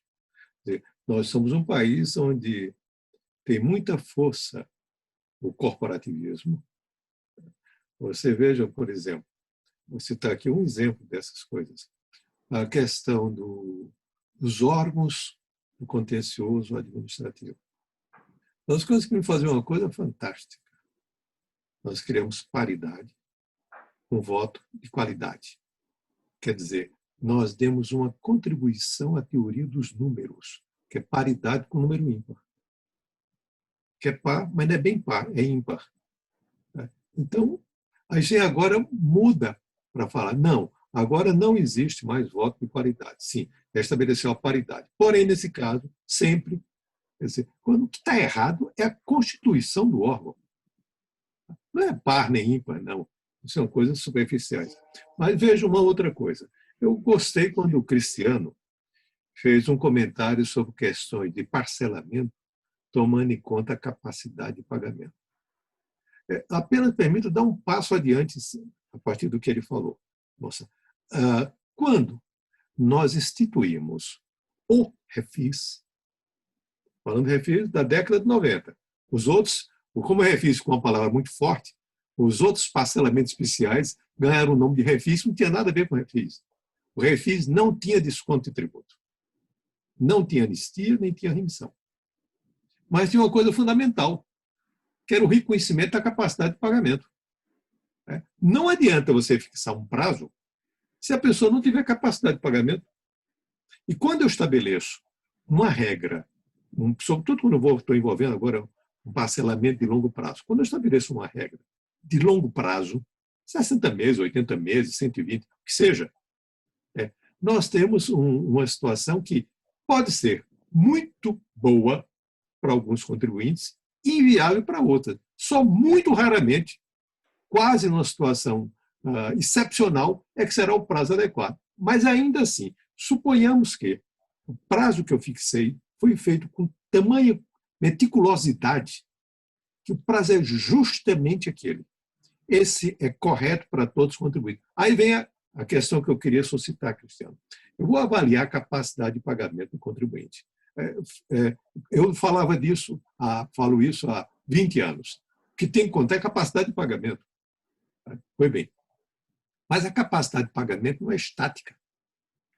A capacidade de pagamento é dinâmica. Ela muda por várias razões. Ela muda, por exemplo, por sazonalidade. Eu tenho um contribuinte que em 6 meses ele é capaz de pagar, em 6 meses não é capaz de pagar, porque o negócio dele é sazonal. Não, eu tenho uma outra situação. Tem um contribuinte que está muito bem e está até considerado, está dentro dos limites de sazonalidade dele, porém, os negócios caíram. E como é que eu faço? Então, só tem uma maneira, pelo menos no meu modo de entender, que consegue conciliar isso, que é precisamente associar o parcelamento à receita bruta do contribuinte. Se ele tiver uma receita alta, paga mais. Se tiver uma receita baixa, paga menos. Se não tiver receita nenhuma, não paga. Por exemplo, vamos pensar agora no âmbito da pandemia. Se eu tenho algo dessa maneira, eu digo o seguinte, olha, no mês de novembro do ano passado, eu estabeleci um parcelamento para os contribuintes que está completamente viável. E o contribuinte fez o acordo de parcelamento e está viável, ele conseguiria pagar. Apareceu a pandemia, ele não tem mais negócio. Como é que ele paga? Se eu tenho uma regra que está vinculada à receita bruta, ela vai se ajustar. Ou seja, ela acompanha a variação dos negócios, portanto, a variação da capacidade de pagamento.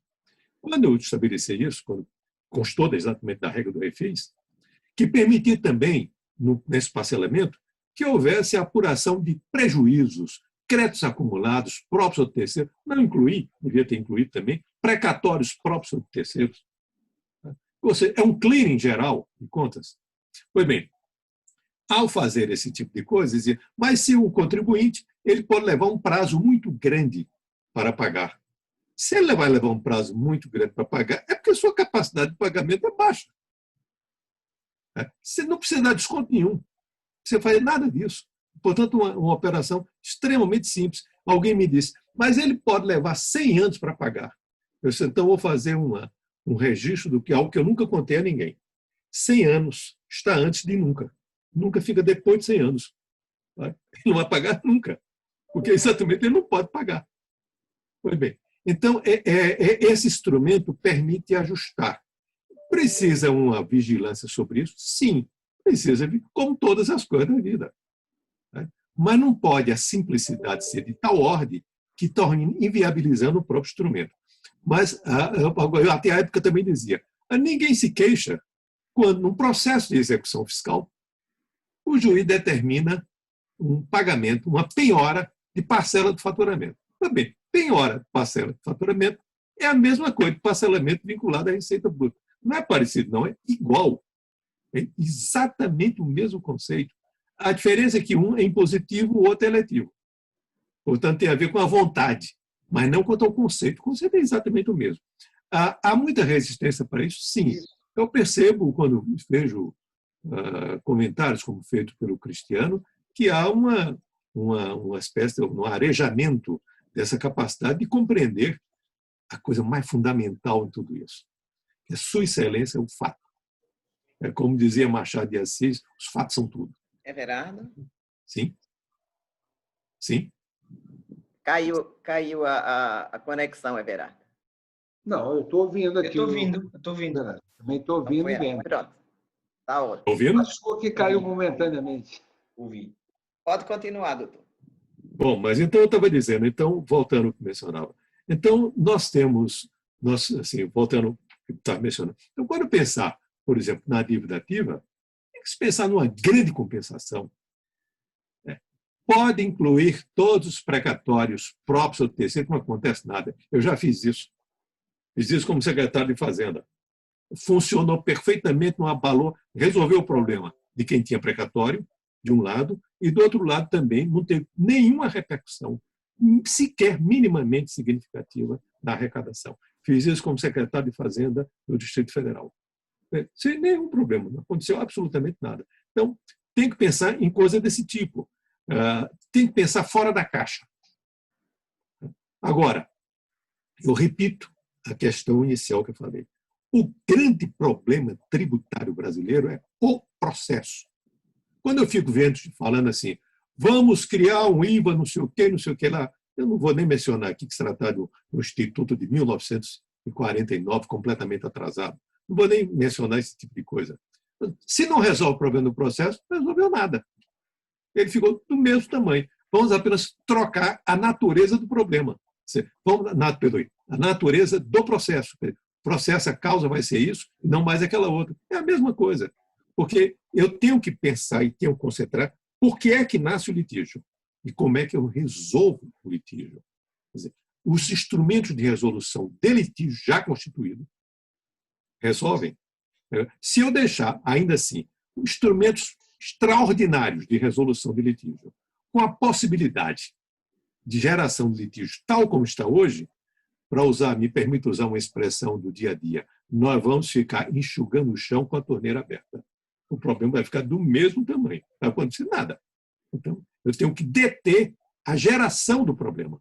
E a geração do problema, como eu disse, tem 3 fontes, e é sobre cada uma delas que nós temos que buscar. Eu não estou falando de uma solução, eu dei uma solução aqui, eu até quero chamar a atenção. Essa solução não é minha. É a solução de Rubens Gomes de Souza, de Gilberto Liocanto, de Geraldo Ataliba, eu fui amigo desses 2 últimos, e de Gustavo Miguel de Mello, que é meu amigo ainda hoje. Pois bem, então, eu apenas estou ajustando aos termos correntes, mas não se trata de ideia pessoal minha, não. É uma ideia produzida por eles. É uma solução simples para resolver um problema imenso. Quer dizer, isto precisa maturidade. Você mesmo, Mariel, que trabalhou comigo e que participou de comissões comigo, já depois eu e você fora do fisco, Você vê o trabalho que dá para convencer as pessoas de coisas as mais simples do mundo, mais triviais do mundo. Porque, infelizmente, este é um erro sistemático no país. Em lugar de nos determos no problema e buscar a solução para o problema, a mais econômica possível, nós preferimos ficar inventando soluções, sem saber que problema nós estamos. Para reproduzir como dizia naquela conhecida peça do grande escritor siciliano Luigi Pirandello. Eu faço parodiando o que ele falava dos 6 personagens à procura de um autor. Uma solução à procura de um problema. Monta a solução, agora vamos atrás de qual o problema para resolver. Não, concentrar-se no problema. Vamos discutir problema, vamos buscar soluções. Eu vejo com muita alegria que a Procuradoria da Fazenda está tratando das questões a partir dos problemas. E não inventando, não patrocinando o solucionismo. Inventa uma solução para qualquer coisa e vê o que é que dá.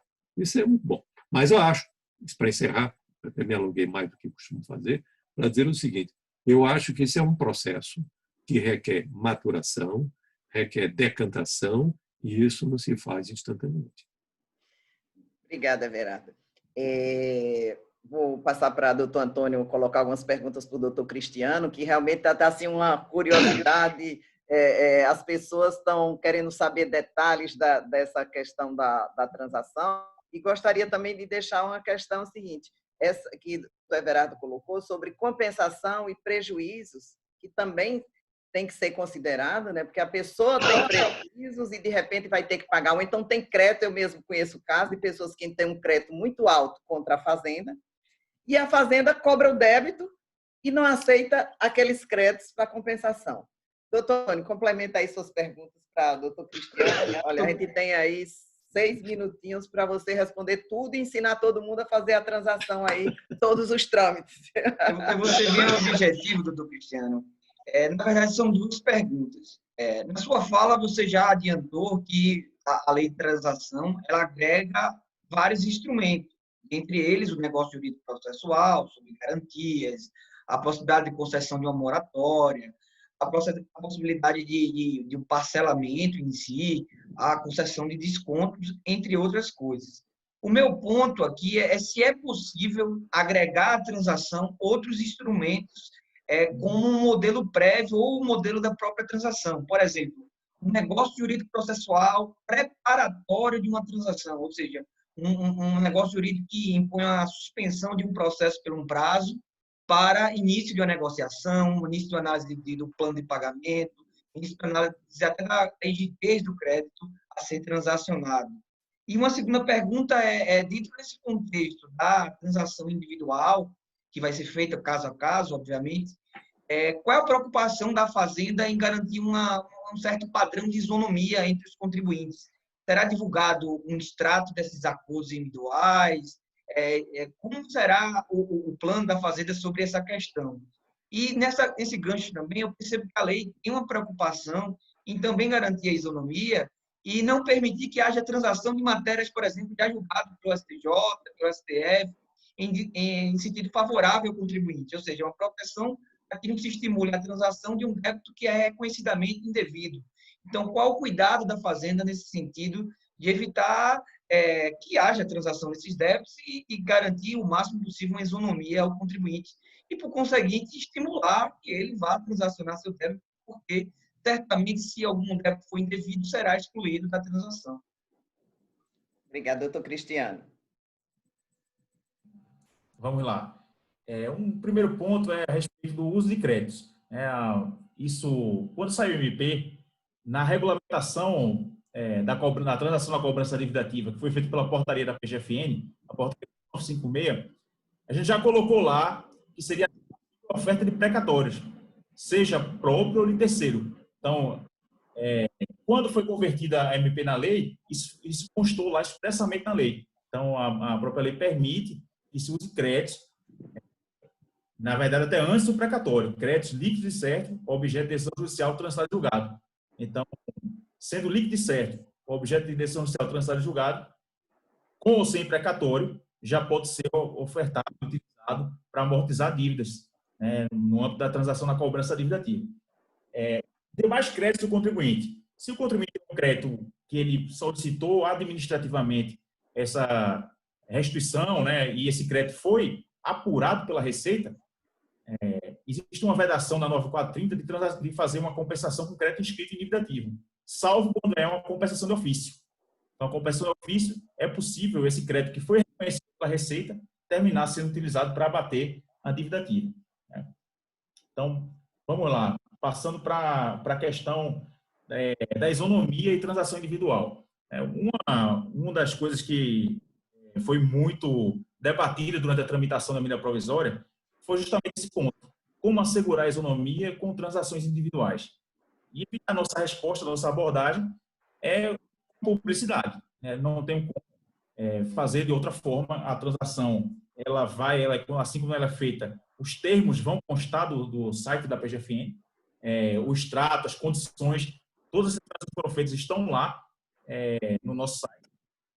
Logicamente, se tiver algum dado do contribuinte protegido por sigilo, isso será tarjado, mas as condições do negócio, quem recebeu, em que condições, que grau de desconto, isso vai estar lá exposto, né? E a metodologia nossa, ela também é exposta ao contribuinte que teve eventualmente negado um pedido de transação individual. Ele vai ter acesso aos critérios que foram utilizados, que são os mesmos critérios, vão variar, logicamente, pela situação econômica de cada um.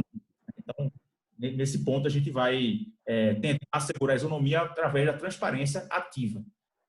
Um outro ponto, eu acho que também é bem importante, e a gente discutiu isso muito também na tramitação da lei, é a chamada transação brasileira ou a lei de Gerson na transação, que é transacionar só quando a fazenda perde por repetitivo. Então, assim, a nossa intenção com a lei foi justamente evitar isso. Aqui, a transação não é para a fazenda levar vantagem. Então, o objetivo não é esse. O objetivo é conseguir uma solução equilibrada para um litígio. Então, se a própria lei vedou, se a fazenda perdeu uma tese através de um julgamento repetitivo, repercussão geral ou controle concentrado, é vedada a transação. A fazenda tem que reconhecer o direito do contribuinte. Isso se aplica também para os demais vícios que existem no crédito. Pedido de revisão não prejudica o pedido de revisão. Então, é possível aqui, a fazenda não quer levar vantagem. A fazenda quer conseguir uma solução justa e equilibrada para o litígio. A gente não pode querer resolver um litígio com essa premissa de querer levar vantagem sem não levar a lugar nenhum. Então, isso está bem expresso na lei, que esse tipo de situação ele não vai ser admitido. Um outro ponto que tem aqui também é a respeito do negócio jurídico processual, né, Antônio? Você perguntou se é possível um negócio jurídico processual prévio. Eu creio que sim. A gente teria que ver que tipo de arranjo ali é feito. Qualquer espécie de ato processual pode ser objeto de uma convenção dentro do NJP. Então, é possível estabelecer, calendarizar momentos de prática de atos, isso tudo é passível de negociação e principalmente voltado para uma prática de já com vista a uma transação posterior, não vejo óbice algum. O negócio processual na cobrança da dívida, ele foi também, a gente lançou uma portaria, era o procurador-geral Fabrício da Solé ainda, lá em dezembro de 2018, já soltou uma portaria regulamentando o negócio processual na cobrança da dívida, com o objetivo, doutor Verá, de potencializar a penhora de faturamento, de fazer aquele tipo de arranjo na execução. Então, a gente chamou lá de plano de amortização. Vamos fazer um plano de pagamento. Não é um parcelamento, a gente não chamou porque parcelamento precisa de uma lei para criar. Então, a gente chamou o plano de amortização, que nada mais era do que um negócio processual para acertar uma penhora de faturamento. Então, o grande objetivo foi esse e o negócio processual demonstrou um resultado impressionante. Foi um instituto que pegou o nosso procurador-geral, quando editou a portaria, foi alvo de representações no Ministério Público, porque se alegou que a PGFN estava descumprindo a lei. Até hoje tem a ação tramitando. Com a Lei de Liberdade Econômica, a gente colocou lá, começou com medida provisória, no processo de conversão, a gente tomou cuidado de institucionalizar, de legalizar o negócio jurídico processual na cobrança da dívida. E hoje tem lá, está na 10.522, está lá a previsão expressa do negócio jurídico processual, que foi o grande embrião da transação, foi o que inventou o terreno, abriu a cabeça de muita gente, de fazer, de mudar a forma como está atuando. Então, esse foi o objeto do primeiro, digamos assim, ensaio da potência que o acordo, que o arranjo, tem a necessidade de olhar a situação econômica do contribuinte, trouxe na PGFN. Acho que eram essas as perguntas. Né? Bom, gente, teríamos assim muitas mais perguntas para fazer para todos, mas temos o limite de tempo, né? Mas já deixa aí um espaço para uma nova convocação para a gente já discutir se a Procuradoria se dispuser exatamente no concreto como poderá ser feito, através de que mecanismo, esse pedido de prazo para que haja apreciação desse pedido de transação, né? E aí gostaria das palavras finais, 5 minutos para cada um, né? Ministro Noronha, quero já agradecer a todos a presença dos nossos palestrantes que deixaram o seu tempo para vir aqui nos iluminar com seus pensamentos, né? E agradecer também ao público, agradecer todas as doações que serão feitas de imediato para o Grupo Mulheres do Brasil, para a creches, etc., que nós estamos fazendo esse trabalho num momento tão sensível para todo mundo, e dizer da nossa preocupação, se já existia tanto débito, depois desse período que muitas empresas vão fechar, já estão fechando, estão perdendo faturamento, então, com certeza, surgirão muitos débitos que vão requerer uma sensibilidade maior da administração tributária. Ministro Noronha, suas palavras finais. Muito obrigada, ministro. Seu microfone está desligado, ministro. Ministro, seu microfone. Ok, desculpe. Eu pego um gancho nas palavras do Everardo e sua. Nós não vamos... Primeiro, lembrar que transação é faculdade em ambas as partes. Transação não há obrigatoriedade, mas é necessário que haja uma lei autorizando a Fazenda a fazer. E o mais importante é o que o Everardo chamou a atenção. Que nada adianta celebrar transações que não leve em conta o fluxo de caixa da empresa, do contribuinte. Não se pode negociar para gerar o inadimplemento futuro. Portanto, como disse Everardo, o fluxo de caixa é fundamental e varia de empresa para empresa, de setor para setor, e mais importante, numa pandemia, pode ser que não tenha que se recolher, não tenha que se pagar, porque não vai ter receita. Eu acho que qualquer solução que se queira adotar numa transação tem que se levar em conta o fluxo de caixa. Parabéns, Maria, pela organização, pelo Instituto, parabenizo todos os palestrantes, o Everardo, parabenizo o Antônio, o Cristiano. É um prazer enorme. Eu estou fora do direito tributário, mas estou com os pezinhos de volta. Talvez estamos ansiosos, ministro. É um prazer enorme reencontrá-los no debate de uma matéria tão importante, tão necessária de ser debatida e aprimorada no Brasil como é a matéria tributária. Um abraço a todos e uma satisfação enorme estar com vocês e com os ouvintes, né? Os advogados, advogadas, juízes, promotoras e promotores, toda a comunidade jurídica que está nos assistindo. Obrigada, ministro. Doutor Everardo, suas palavras finais. E sobre transação, que o senhor não deu o nome de transação, foi tão sucesso que eu sei que o senhor ganhou um título, uma medalha de comendador. Conte aí como é que foi isso quando fez aquela transação lá. Não, na verdade, você está me provocando, não queria falar coisas de natureza pessoal, mas devo mencionar o seguinte, quando, em 99, nós estávamos com um problema muito sério, o país sob ataque especulativo, e numa situação bastante grave, e o presidente me pediu, o presidente Fernando Henrique, para encontrar uma solução que envolvesse, que revertesse o quadro. Revertesse o quadro, e aí foi quando eu dizia, em tom de brincadeira, evidentemente, quando ele me deu um problema que ele vai resolver em 30 dias. Não é um problema. Olha, se eu fosse um sniper tributário, eu resolvo em 90. Não, mas tem que ser em 30. E não, descubra com o meu jeito. Aí foi onde me ocorreu usar o artigo 171 do Código Tributário, da transação. Então, tinha uma situação muito específica, nós fizemos isso e, no mês seguinte, ingressaram de uma só vez 6 bilhões de reais, em fevereiro de 1999. Em 2002, aí ao longo do ano, 18 bilhões de reais, sempre adotando o mesmo procedimento da transação, mas sem falar que era transação. porque senão como ia discutir? É transação ou não é transação? Essa discussão formalista brasileira, em vez de discutir a coisa objetiva, o que está fazendo ou o que não está fazendo. E ela está dizendo que isso o presidente me otorgou a Gran Cruz da Ordem do Rio Branco, quando ele conseguiu superar justamente esse impasse de natureza fiscal. Minhas palavras finais eram apenas para duas coisas. Uma, agradecer, falar do privilégio de tão distinta companhia nesse debate e de também distinta audiência, e dizer o seguinte, que eu acho que é um ponto que é central. Quando eu pensar no litígio, eu tenho que pensar em duas questões. Origem do litígio e resolução do litígio. Se eu encontro um instrumento excepcional, e aqui eu não estou falando da irrelevância disso, ao contrário, para resolver o litígio, e deixo o litígio sendo constituído, eu vou entrar num ativismo operacional infinito. Eu tenho que deter o surgimento do litígio. Por que o litígio nasce? Se eu não compreender isso, nada vai resolver.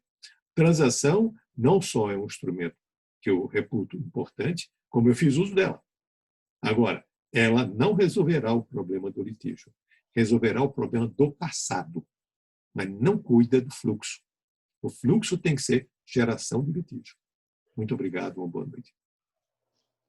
Obrigada, doutor Everardo, como sempre, trazendo ideias novas e lembrando que nesse momento de excepcional que o Brasil, o mundo todo vive, né? Não existe lugar do mundo que não está... É o planeta Terra que está passando por esse momento, requer também decisões que possam se adequar para todos, para equilibrar tanto a situação do contribuinte como a situação do fisco, porque o Estado também precisa de arrecadação, que é uma coisa que a gente não pode esquecer. Doutor Cristiano, suas palavras finais. Está desligado. Eu gostaria de agradecer, agora foi. Gostaria de agradecer a oportunidade e o privilégio de participar desse debate. Agradecer também àqueles que estão nos acompanhando. E como considerações finais, eu queria deixar assim, uma mensagem muito forte de que a PGFN ela está aberta para negociações. A PGFN, o contribuinte veja na PGFN uma casa onde ele vai conseguir negociar, onde ele vai conseguir conversar, onde ele vai conseguir se fazer ouvido, se fazer entendido, expor sua situação na busca de uma solução que seja adequada. Então, acho que essa é uma mensagem que eu posso passar, especialmente no contexto atual de crise, em que muitas empresas, realmente a crise, ela vem, como disse o nosso ministro aqui, foi um meteoro que caiu em cima do planeta, e realmente isso tem situações que a gente não vai passar, a gente nunca passou, talvez, pelo menos recentemente, uma crise dessa natureza. A PGFN está aberta, o contribuinte procure a unidade da PGFN.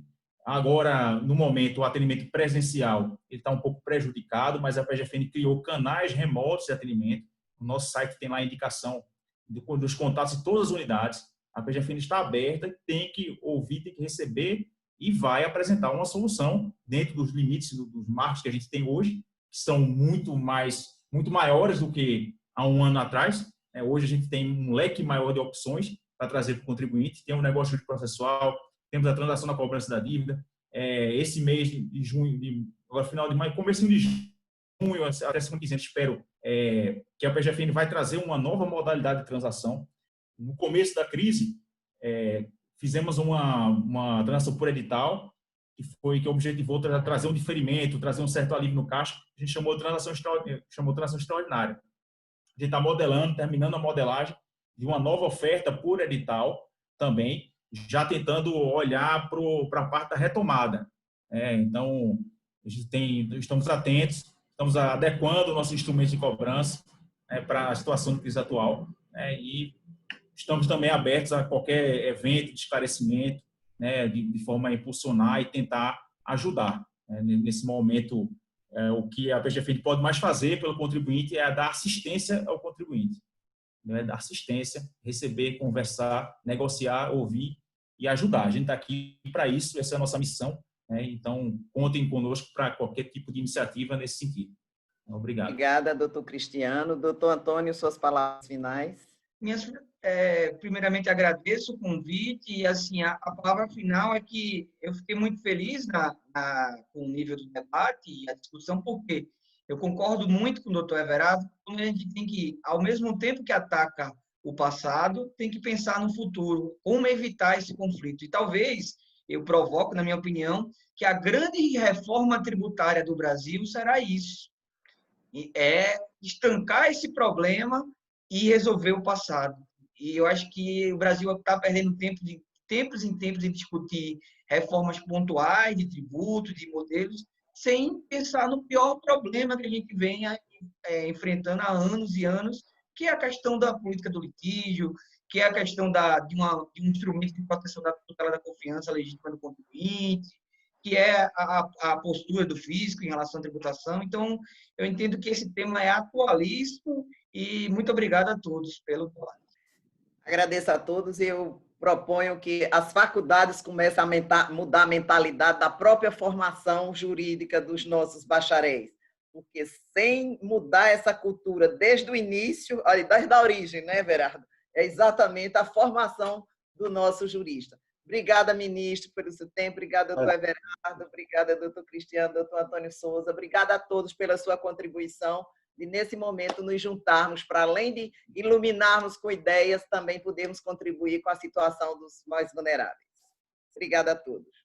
Boa noite. Prazer, boa noite. Boa noite.